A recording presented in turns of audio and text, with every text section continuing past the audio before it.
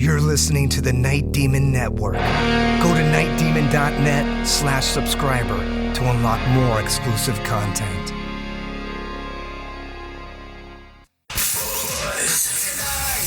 Every weeknight, it's Buzz After Dark. You like that?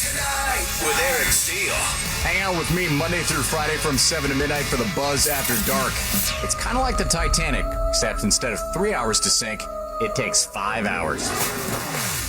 Freaks come out at night, that's for sure. The Buzz After Dark. After Dark. All night long. Awesome tunes, clothing optional. You enjoyed the ride. Weeknight 7 to midnight on 102.9 The Buzz. Nashville's Rock Station.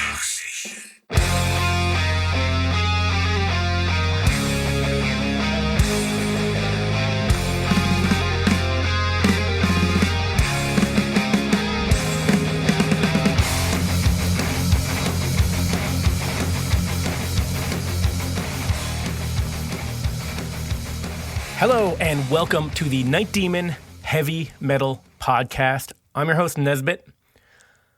On August 4th, 2018, Night Demon played the world's biggest gathering of metal fans. And this is the story of Night Demon at Wacken. How the fuck we doing today, Wacken?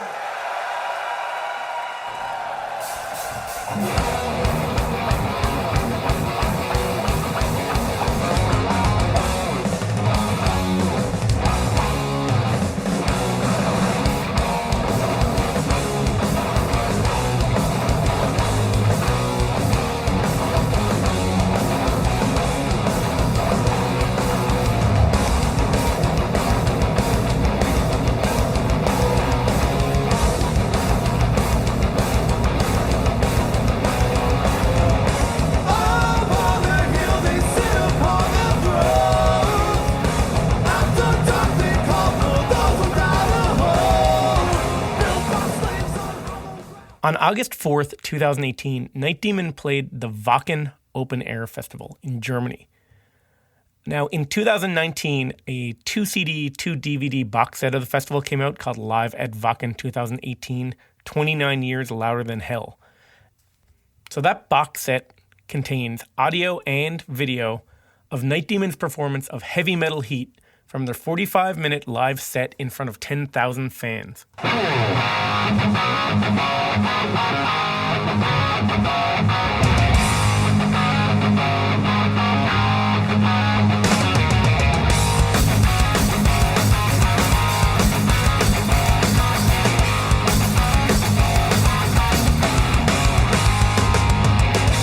Saturday night, get your tickets to the show. It's been one hell of a week, your mind maneuvers low. Stand tall, suck it up, don't let the man get you down. Fight back, have no fear, you're the toughest one around. When your blood is pumping hot and you're feeling like your heart's on overdrive. Set the stage and your life begins. Fuck it! You can hear the thunder roll. You can feel the metal heat. So, the Wacken Open Air Festival. It's one of the biggest, if not the biggest, metal festival in the world. It's a 3-day festival with over 80,000 metal fans in attendance. 8 stages, dozens of bands. Here's Jarvis. Wacken Open Air. Well, this is hands down the biggest metal festival in the entire world. They even built a whole fucking city around it. Wacken is the name of the village or the town, and that's what the festival is named after, I believe. Wacken is kind of like a metal mecca. People come from all over the world to Wacken. In 2018, the organizers say there were fans from over 80 countries. Here's Nicholas Brem. He's a longtime friend of the band, Night Demon roadie, the merch guy, also a photographer, and he attended Wacken 2018 with Night Demon. Wacken is a small village in the north of Hamburg. You have to drive around an hour.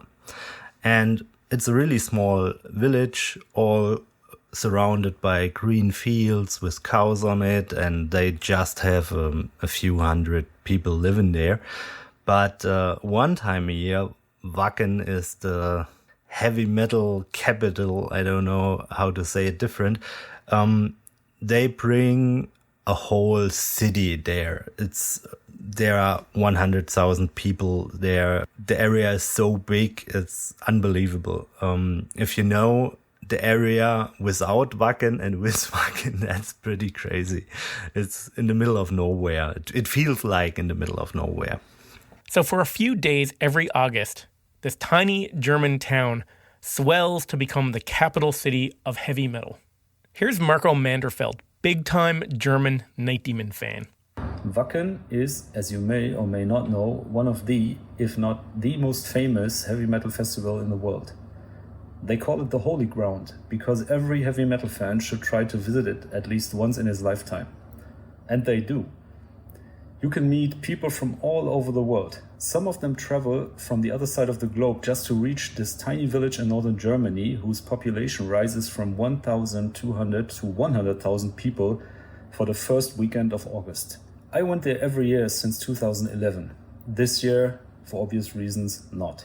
You're probably not supposed to say fuck here, but fuck this virus. Anyway, being at Wacken is special for me because we go there with the same group of people, amongst them my brother Peter, whom you'll hear in a second, and whom I can see as often as I would like anymore, and a group of friends, our Wacken family, that practically only meets once a year. And every year it's the same procedure. We make big plans what bands we want to watch. And then we end up missing 90% of the bands on the main stages because we stay at the smaller stages, the beer garden, or our favorite place, the village itself, which is full of metalheads and friendly and welcoming locals, and many opportunities for beer and Jägermeister. But in 2018, we had one indisputable appointment. And we took our friends there too, who did not know Night Demon up to then. In Wacken, they say rain or shine, because the weather varies from year to year and always between the extremes. 2018 was a shine year, and it was searing hot since the sun came up. And so with 2 festival days behind us and a 40 degrees Celsius tent ahead of us, we marched sporting our Night Demon vests and telling anyone we met in between that they had to see this show. So Wacken is like a rite of passage for metal fans. It's also a big milestone for bands that get to play there. So not only is Wacken the biggest metal festival in the world, but it's also a very important festival.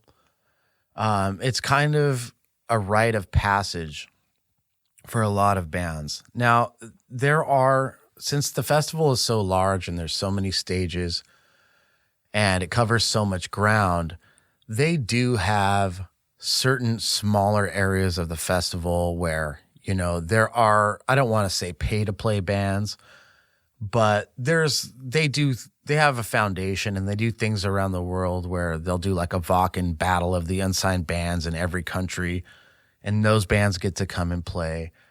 But, that's kind of at their own expense, and it's not ever featured on the official billing. So for us to be asked by Wacken to come and play and to be featured on the official billing and to be paid very well to do it was really, I'm not going to say that it validated our career in any sense, because there's plenty of bands that haven't played Wacken and may not play Wacken that have a definitely legitimate career. So I'm not going to say it legitimized Night Demon, but it legitimized us in the German metal world as far as a festival contender.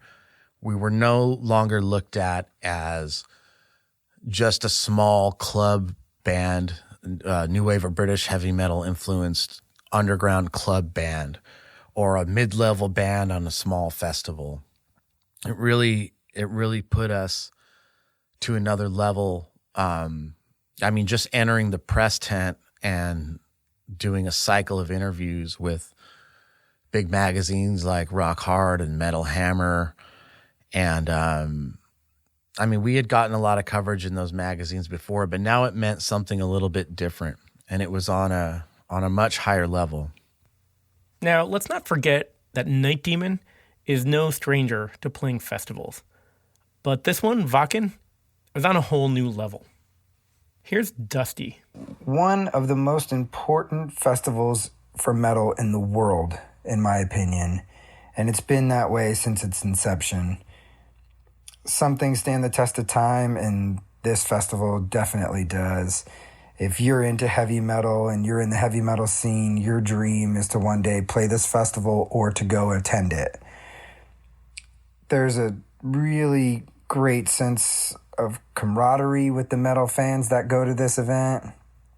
There's rarely a fight, and if the fans do see it happening, they'll diffuse a fight really quick. The heavy metal fans are some of the nicest people in the world, and they love their music, and they wear their bands on their vests and, you know, sport their battle vests and, you know, eat, sleep, and breathe heavy metal. And, you know, they just want to go and they want to have a good time, and it's one of those things. You know, the importance of the fest to metal, you know, really it's a rite of passage to play this event. The experience for the fans is one of the best that I've ever seen and been a part of.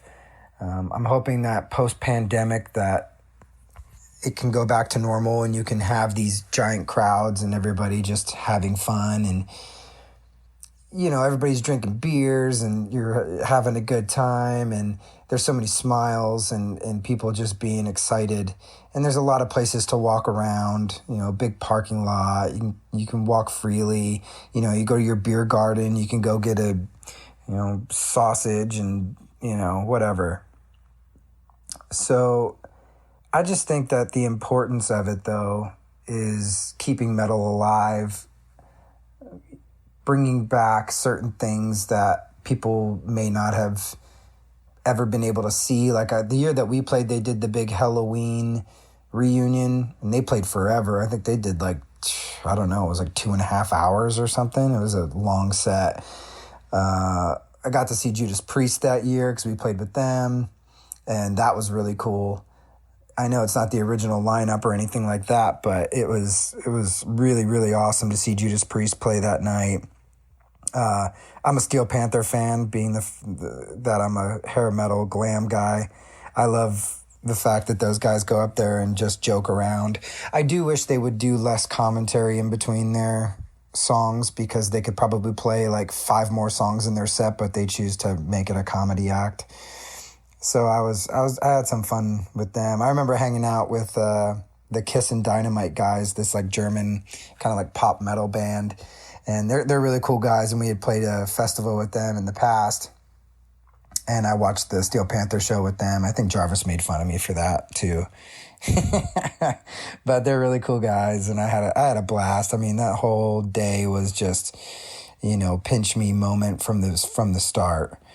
So it was a really, really amazing event. And I think that that's just the importance of it. Oh, and watching Glenn Danzig up there doing his thing was pretty amazing as well. So there was just a lot of really cool things and bands, and Arch Enemy blew the roof off the place.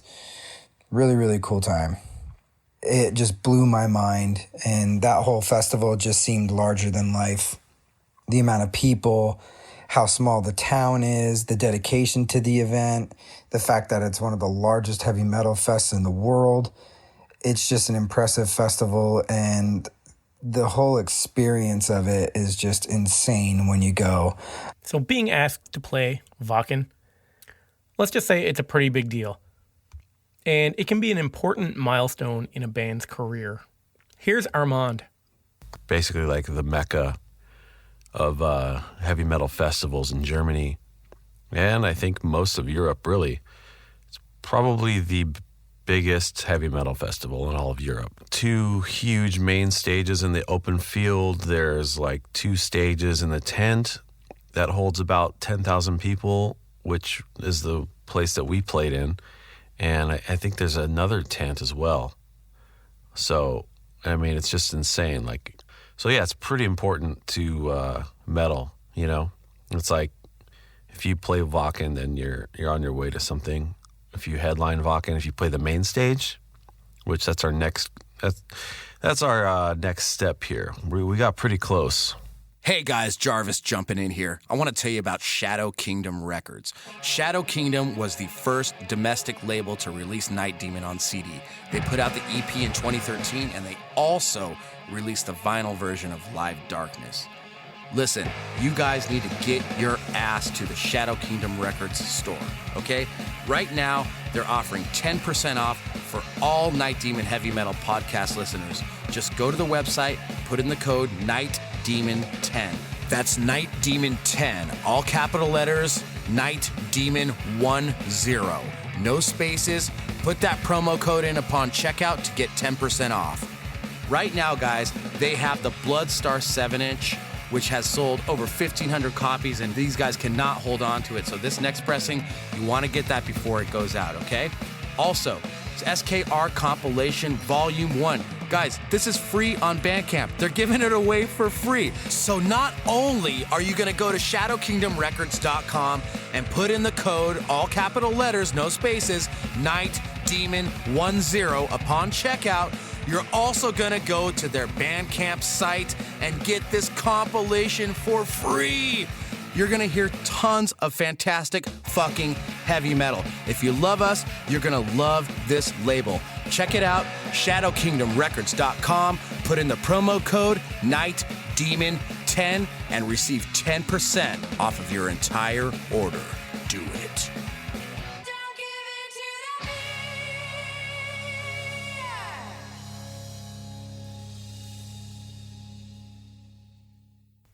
So Wacken Open Air dates back to 1990.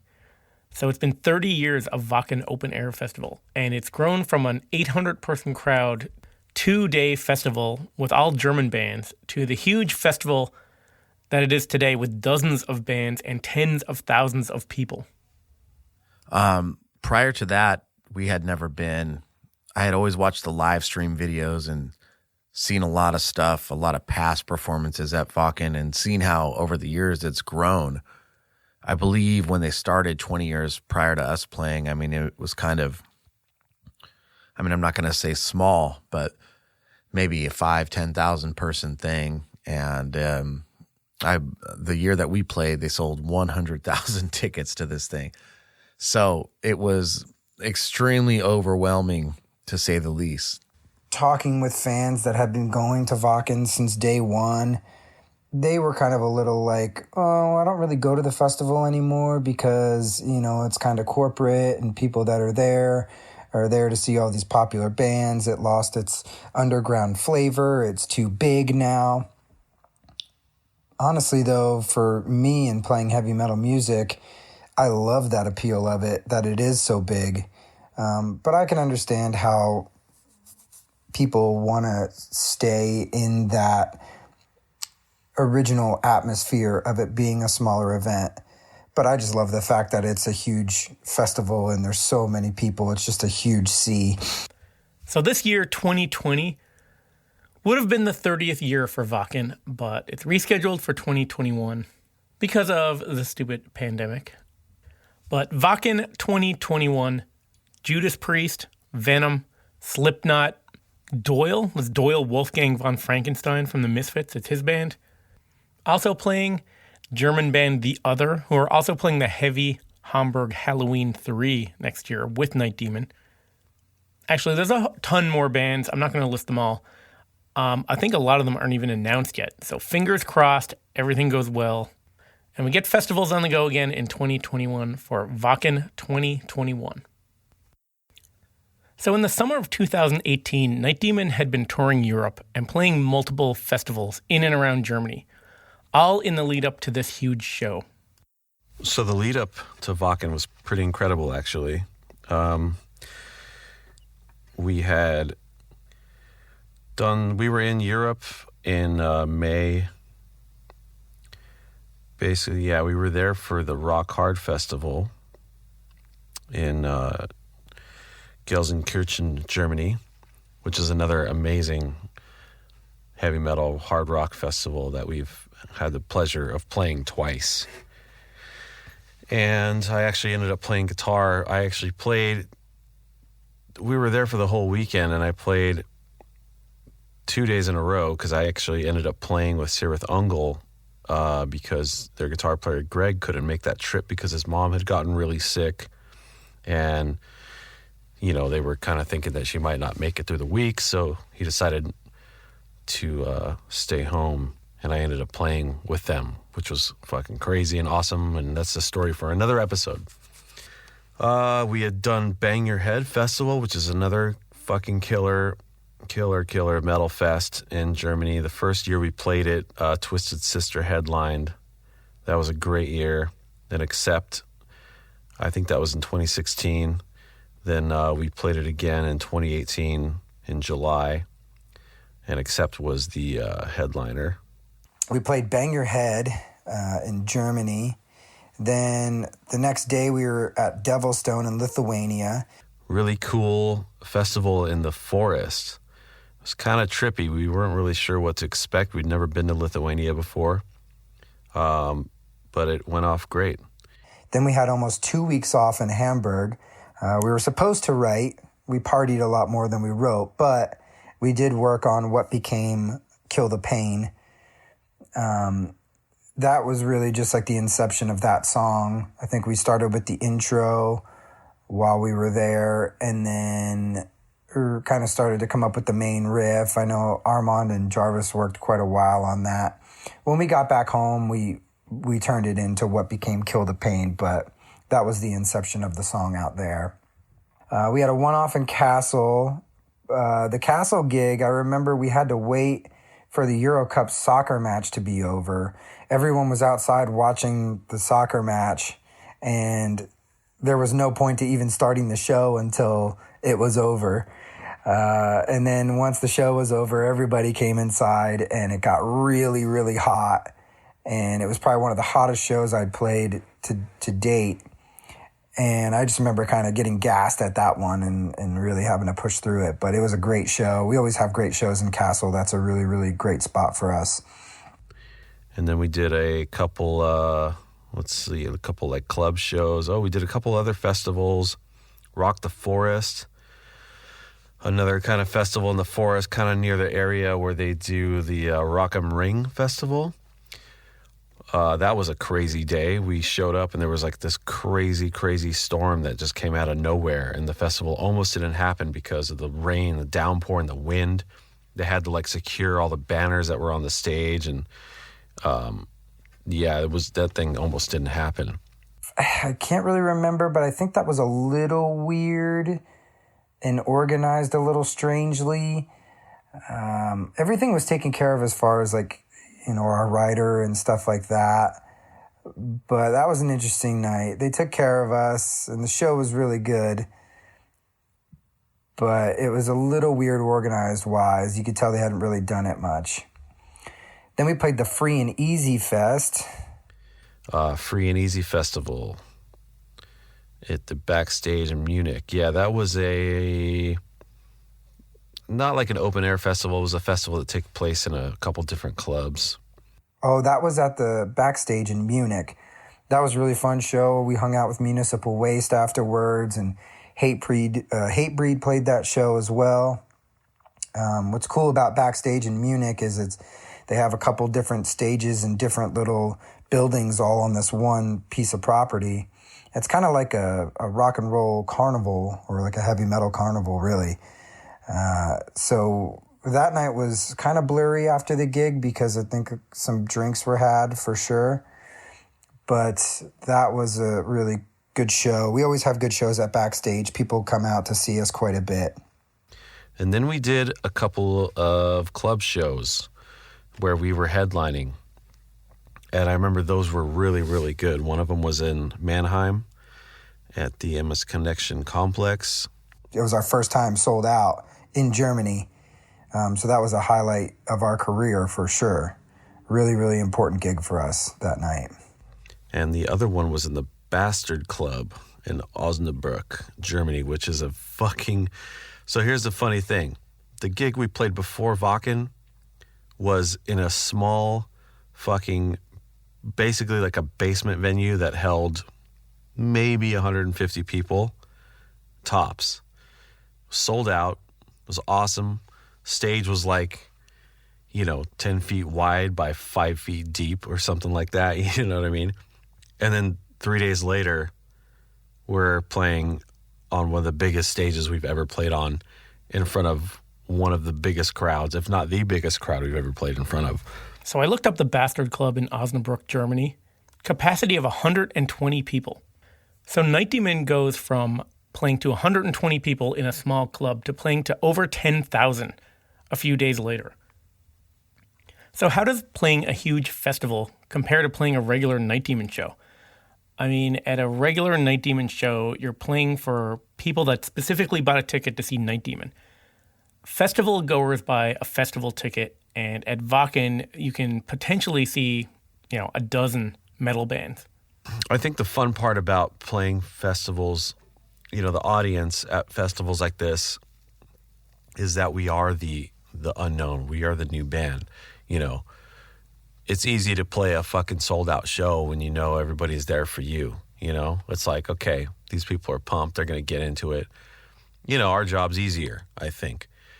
It's harder to play these festivals when people don't know you, because we want to fucking make that impact and, again, make them never forget Night Demon. We want to fucking blow everybody away, These people see... I don't know. Is it possible to see like 10 to 15 bands a day? I guess if you're running around from stage to stage.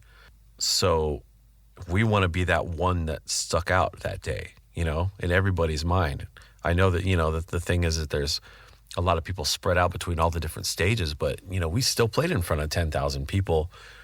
10,000 out of 80,000 is a pretty good, piece of the pie. So we just got to do whatever we can to just really kick it over the edge. When talking about winning over new fans, I don't ever feel the pressure with that. I really don't, especially in Europe. There are always diehard Night Demon fans up at the front. I feel that pressure more in the clubs, to be honest with you. But at the festivals, our fans, they represent so well, and they're up front that the people that don't know who we are, again, they feel like they're missing out on something. And it's something that they should know about. And I'm not going to give us credit as a great live band for that. I'm going to give our fans in the audience the credit, because they're losing their shit and they're participating in everything that we're doing. And that's what really another audience member sees somebody else like him in the audience, like him or her, and wonders, what is the secret? What is there that I don't know? Why don't I know about this? I need to get hip to this. Hey guys, Nesbitt here. If you'd like to support Night Demon and this podcast, the best way to do it is to become a Night Demon subscriber. Not only will you be doing your part to support a true heavy metal band out there really living it, you'll also gain access to a ton of extras. Bonus audio content, a subscriber-only merch store with rare items from the band's archives. You can stream never-before-heard demos and unearth live concerts from the live vaults. Communicate with the other Night Demon diehards on an exclusive subscriber forum, and gain early access to all press releases, album pre-orders, new merchandise, and a ton more. And another thing that I think is pretty cool is Night Demon will be donating 10% of every subscription fee to the Metal Cares Foundation, which is a charitable fund the band started in 2014 to aid those in our metal community. So head over to nightdemon.net/subscriber and join us as we make heavy metal history together as one. And on a side note, I'll personally think you're a grade A badass.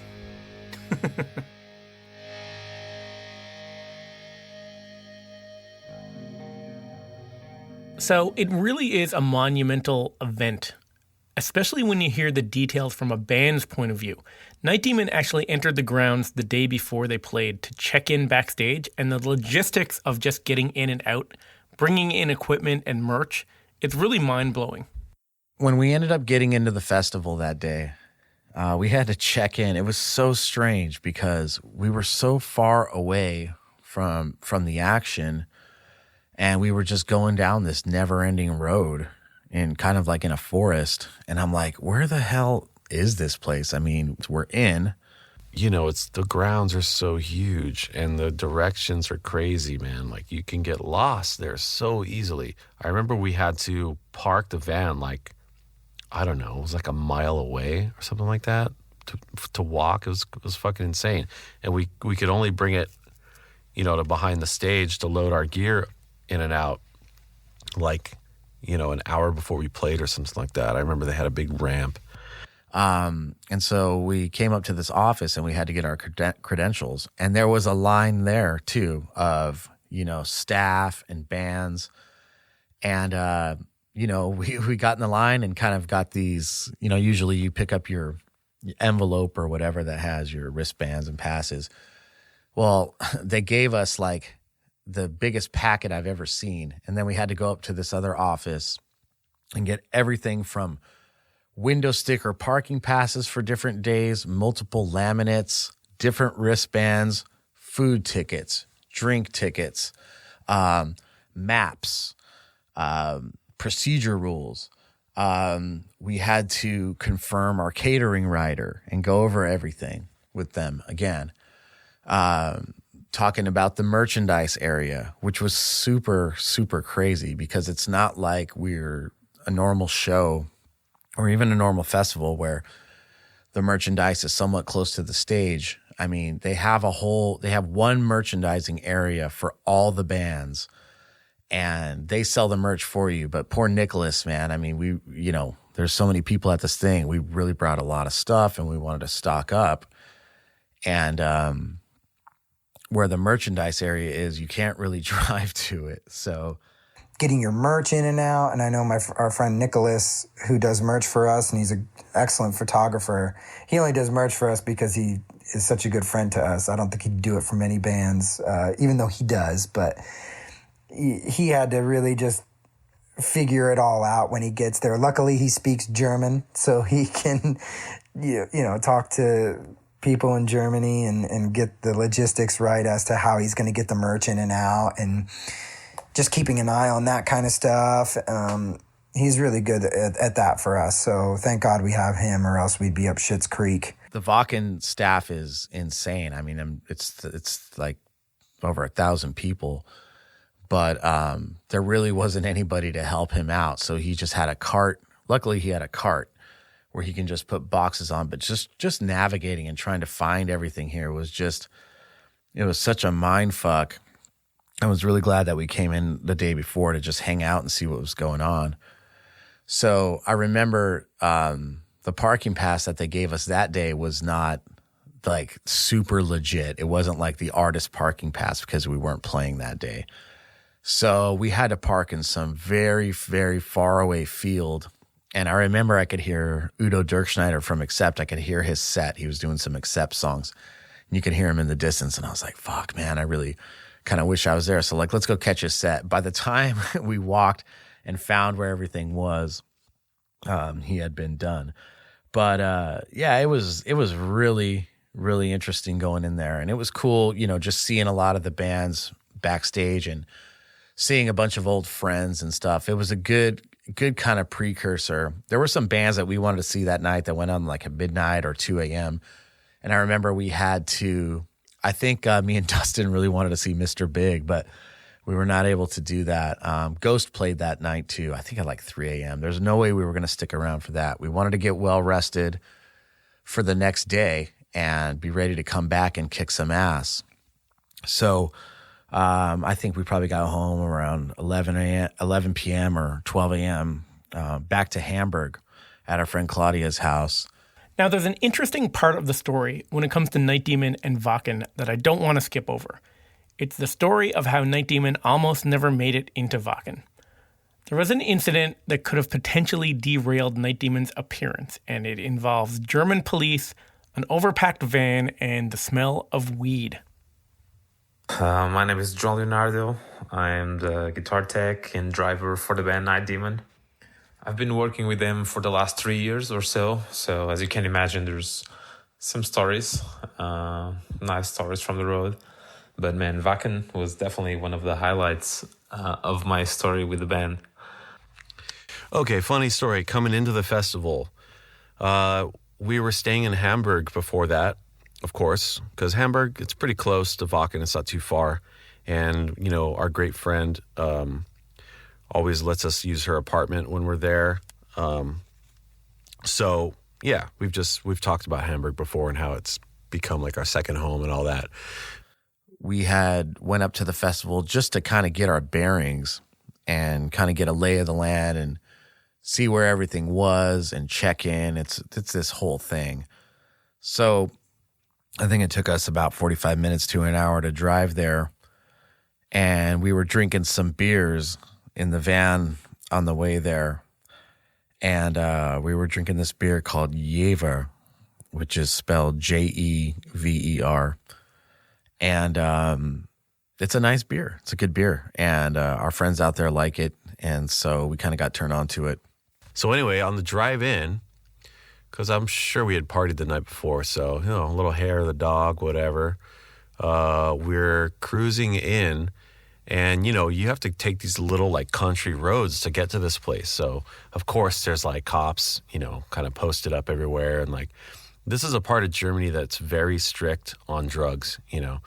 The weed thing there is still not as cool as it is here. It's still, like, shunned and all that shit. So, you know, as we're driving in, you know, I had cracked a beer, and there's a beer that they drink a lot in Hamburg called Jever. It's a Jever, and it's skunky.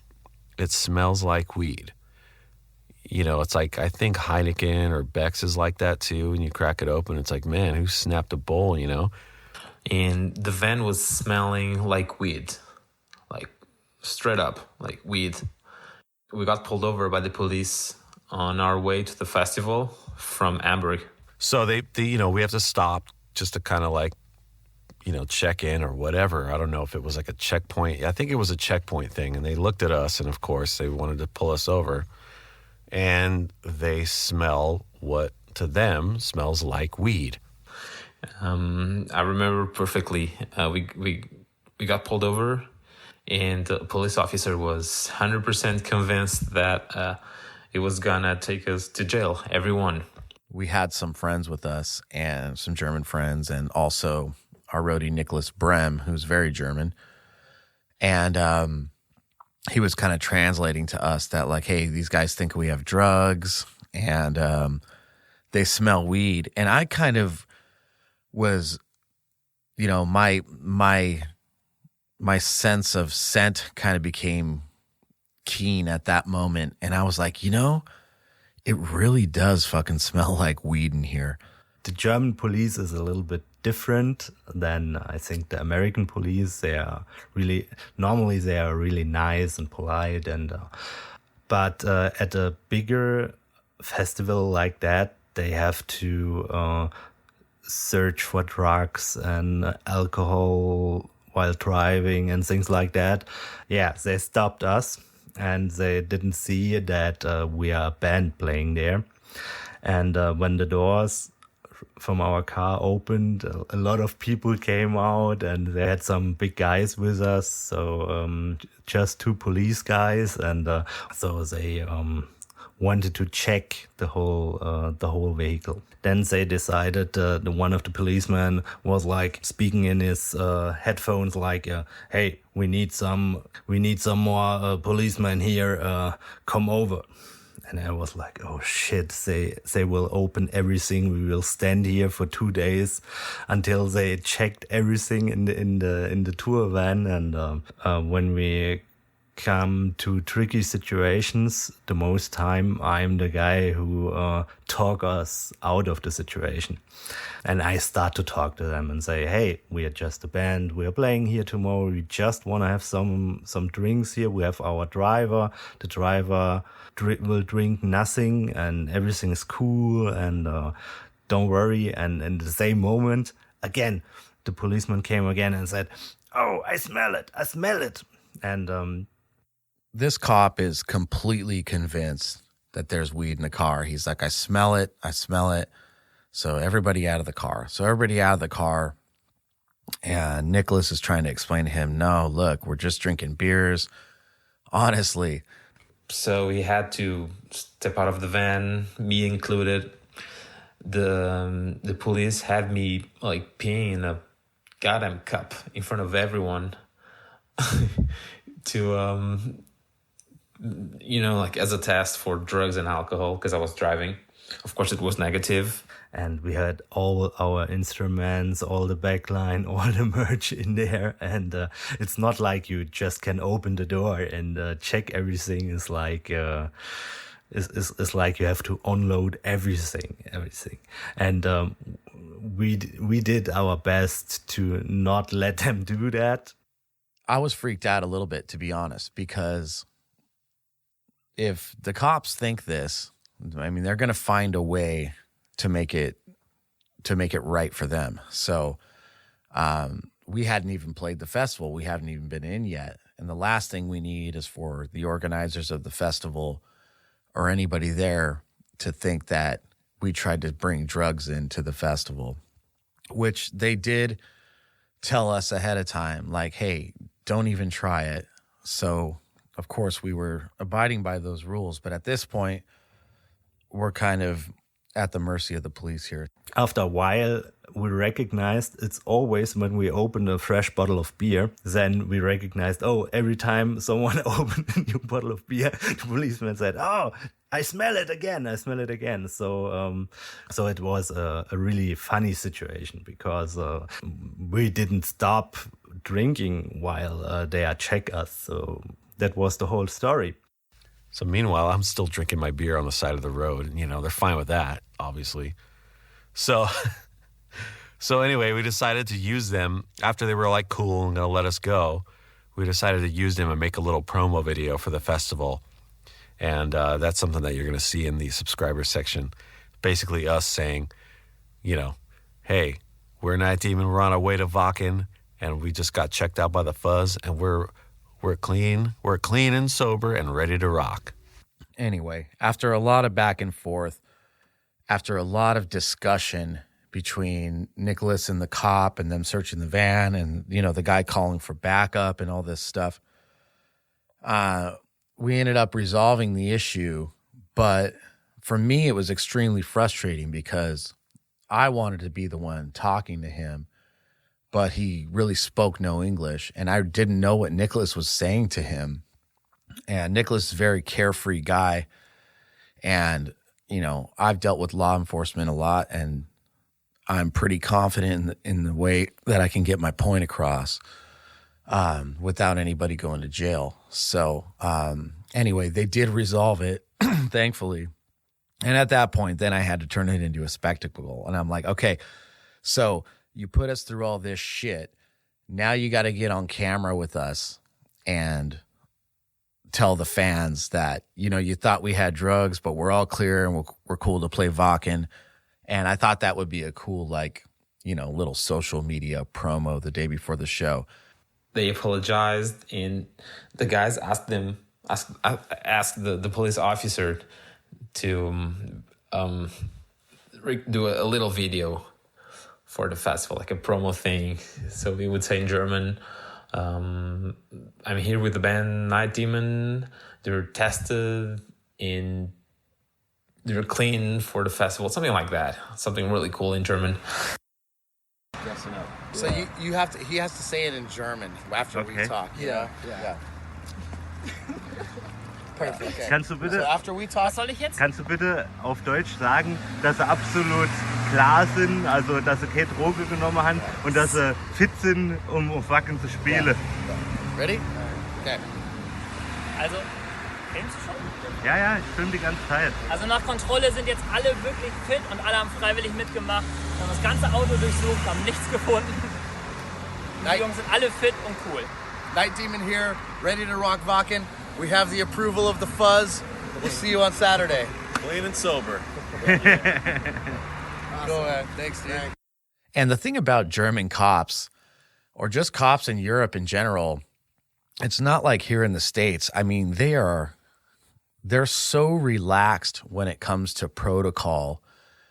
I mean, in the States, if a police officer pulls you over and is walking up to your car, I mean, his hand is on his gun most of the time because he doesn't know what's going to happen. If it goes to a level where they ask you to get out of the vehicle, then, I mean, all eyes are on the people getting out of that vehicle. They're asked to sit on the ground. They may be handcuffed. They may have to sit on their hands. They never leave sight of the cops, and usually backup comes before that happens. In Germany, though, we've gotten pulled over many times, or all over Europe. We've been pulled over so many times. And it's just crazy. Sometimes, you know, the cop's just talking to the driver, and it's like, I'll just get out of the van and just pee on the side of the road because I have to pee or something. And like, they just don't care. Or you can like walk behind their back and they don't notice, or they don't really pay attention to a lot of the outside things going on, as to where in the States it's very locked down. And once you're detained or you're in some kind of temporary police custody, you're basically looked at as a potential life-threatening criminal. So, you know, we were always used to that kind of treatment. But in Europe, after being pulled over so many times, we got used to how easygoing the law enforcement is as far as that protocol goes. However, you know, I think German cops, when they have their mind set on something and they want to put the smack down, they're going to do it. So I was a little worried about that. But in the end, it turned out really well, and it was a funny situation. And it was another bullet that Night Demon dodged. What is up, Night Demon Heavy Metal Podcast listeners? This is your resident motor mouth, Jarvis Leatherby, telling you about something very, very special here. The Decibel Hall of Fame Anthology, Volume 3. This is a book, guys. That's right. We all know Decibel Magazine as the #1 metal magazine in North America for many years running. But you know what? They also have a fucking killer book series, okay? I want to tell you about this. The Decibel Hall of Fame Anthology, Volume 3. This limited edition hardcover includes 25 Hall of Fame stories from Decibel's revered monthly series of artist interviews on the making of their classic extreme music albums. Featured in this book are stories behind classic albums such as Stained Class by Judas Priest, apocalyptic raids from our good buddy Tom Warrior's Hellhammer, Pleasure to Kill from Teutonic German terror creator, Court in the Act from the legendary new wave of British heavy metal gods, Satan. And of course, Abigail from the legendary King Diamond. And last but not least, Night Demon's personal favorite, Heartwork from the only other band from Liverpool, Carcass. So guys, please head on over right now to store.decibelmagazine.com and grab a copy to read the definite stories of heavy metal's definitive albums. Put in the promo code Night Demon upon checkout to receive 10% off. That's Night Demon, one word, all capital letters. Get your 10%, store.decibelmagazine.com. While you're there, guys, go ahead and grab a subscription of the Mag 2. They've got a great vinyl flexi series. Do yourselves a favor here. Get on the level. Store.decibelmagazine.com. Promo code Night Demon. See ya.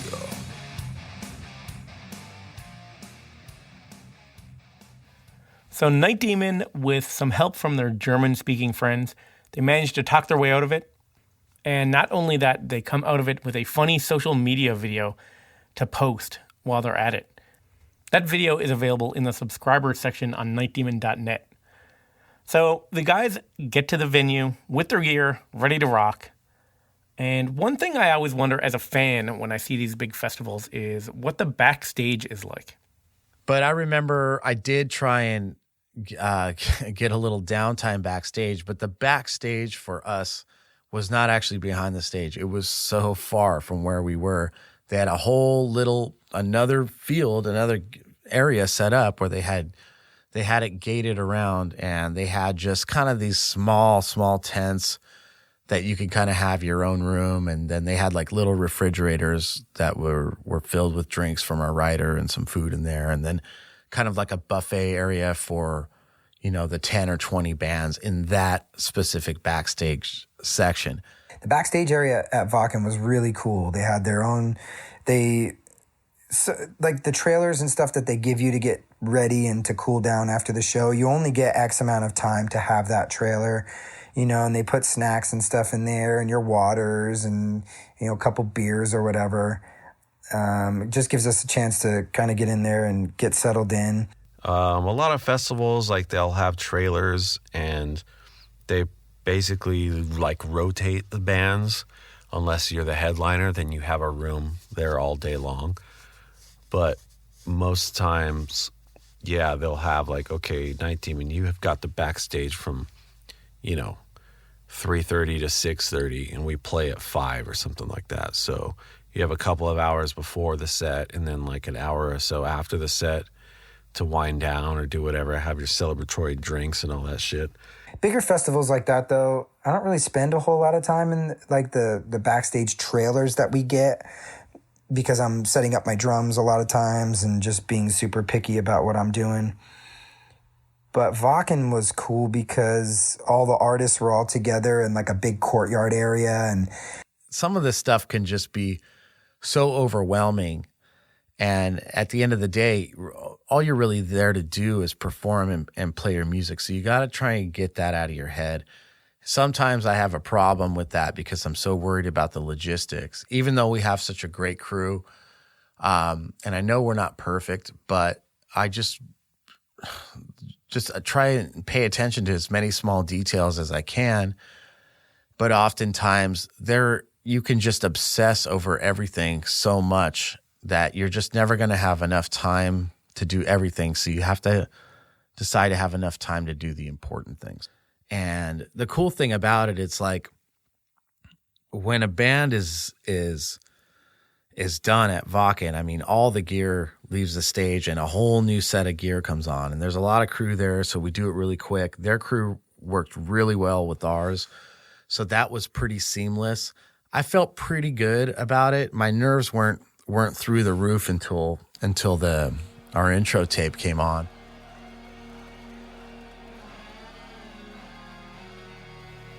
So it's the day of the show, and Night Demon is about to go on stage in front of 10,000 metal fans at the biggest metal show in the world. Next week, in part 2 of this 2-part episode, we'll go through the set and listen to Night Demon's performance, and we'll also talk about the nerve-wracking onstage incident that almost ruined the entire Night Demon Wacken set, and how Night Demon managed to dodge yet another bullet by thinking quickly on their feet on stage. If you don't want to wait, the audio from the full set is available as a streamable bootleg album in the subscribers section of nightdemon.net. We also have never-before-seen photos from that weekend, and of course the hilarious video of the German cop. So until next time, this is Nesbitt signing off. Saturday night, get your tickets to the show. It's been one hell of a week. Your mind maneuvers low. Stand tall, suck it up, don't let the man get you down. Fight back, have no fear, you're the toughest one around. When your blood is pumping hot, and you're feeling like your heart's on overdrive. Set the stage and your life begins. Fuck it! You can hear the thunder roll. You can feel the... Thanks for listening to the Night Demon Heavy Metal Podcast. Head over to nightdemon.net, click on the subscriber tab and sign up to access exclusive weekly bonus content. If you would like to donate to support the Night Demon Heavy Metal Podcast, you can do so through PayPal at paypal.me/nightdemonmetal. Additionally, if you have not already done so, please subscribe, like, rate, and review the show on iTunes or wherever you listen to podcasts. Unbearable suspense that keeps you on the edge of an abyss of terror. Take a cult film odyssey into Cinemadness with Cinematic Void. Based in Los Angeles, Cinematic Void is a film series that specializes in horror and exploitation films. Currently, we are hosting Cinematic Void Up All Night in the Cinemadness movie, a monthly virtual screening series, as well as the Cinematic Void podcast, where we dive deeper into the world of cult cinema. You can find Cinematic Void on the World Wide Web at cinematicvoid.com, as well as Facebook, Twitter, and Instagram. And if you like what we do, you can support Cinematic Void by joining our Patreon. Until next time, see you in the void.